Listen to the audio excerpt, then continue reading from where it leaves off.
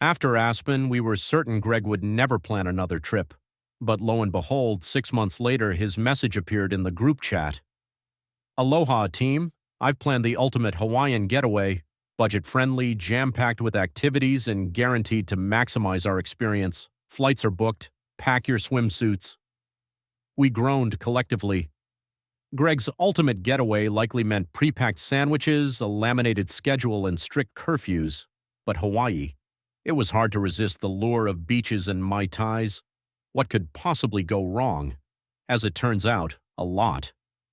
We landed in Honolulu, greeted by sunshine, hula dancers, and Greg holding yet another clipboard. This time it was decorated with tropical stickers. "Welcome to paradise, boys," he chirped. "I found us a fantastic Airbnb, just a quick 40-minute drive from the beach, away from all those overpriced tourist traps." 40 minutes, Dave muttered. "Does it come with Wi-Fi, or is it a hut with a coconut router?" It was worse.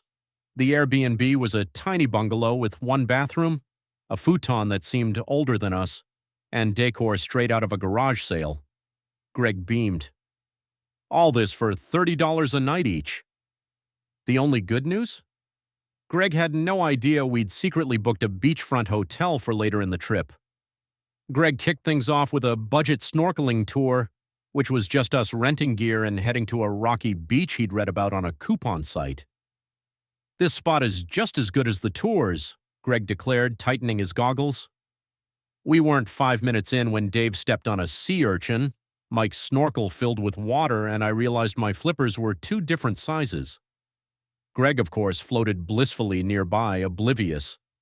"This is incredible," he shouted, holding up a soggy, laminated map.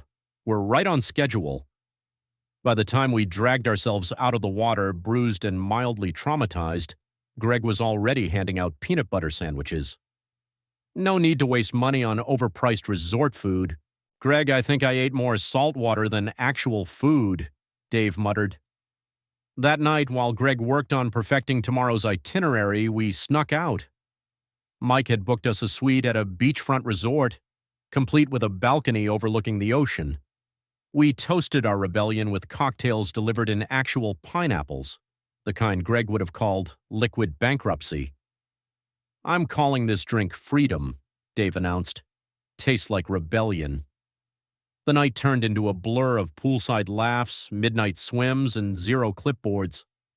The next morning we returned to the bungalow expecting Greg to be furious, but instead he was calm. Too calm.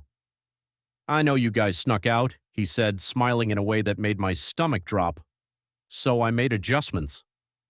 "What kind of adjustments?" Mike asked, narrowing his eyes. "Oh, you'll see." Sure enough, Greg's twist became clear at the next activity, a sunrise hike to a volcanic crater. It started off scenic enough, lush greenery, chirping birds, but quickly escalated into a nightmare. Greg had chosen the steepest trail possible.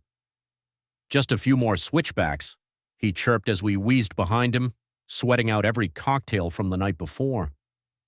By the time we reached the top, Greg pulled out a thermos and a granola bar. "This is what discipline feels like." "Discipline tastes like regret," Dave muttered, collapsing onto a rock.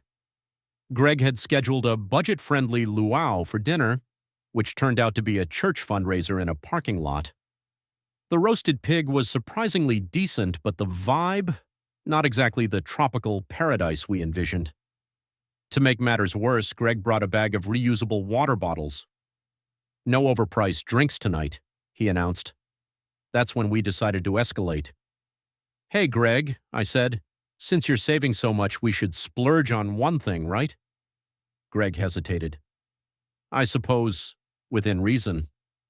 We pooled our cash and paid for Greg to participate in the luau dance competition. To our shock, Greg won. He was twirling, swaying, and even did an impressive hip shake that earned him a standing ovation. The prize? A gift card to an expensive local tiki bar. "We're going tomorrow," Dave declared, smirking. Greg couldn't argue. Rules were rules. On the final night, we cashed in Greg's prize at the tiki bar. Greg stuck to the budget menu while we splurged on elaborate drinks with sparklers, umbrellas, and flaming shots. Halfway through the night, Greg did something none of us expected. He ordered a $30 cocktail.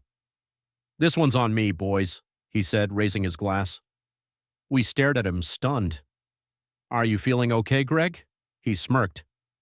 "You think I didn't notice the hotel or those extra snacks you snuck in? I budgeted for this moment. Gotcha."